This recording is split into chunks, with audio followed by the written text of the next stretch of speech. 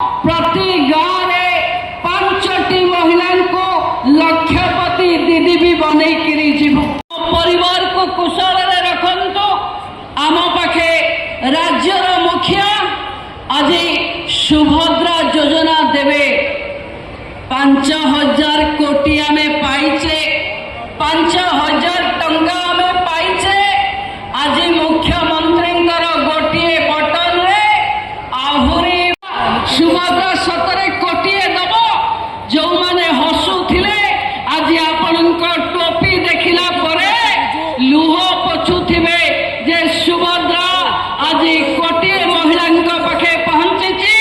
आज द्वितीय किस्ती पहुंचबो मो माननीय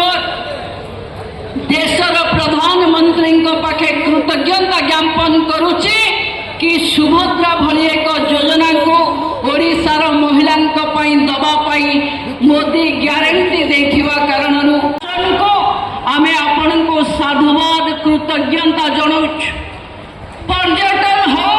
सरकार विभिन्न सुजोग रे आपण को स्थापित करबा पई आमे आसीचु आपण गोड़ रे लागुथिबा कंटा को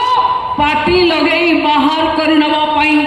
आमे आसीचु आपणकर विकास पई आमे आसीचु आपणक अंचलर प्रगति पई केवल सुभद्रा दबुनो प्रति गाँव में 5टी महिला को लक्षपति दीदी भी बनई करी जीवु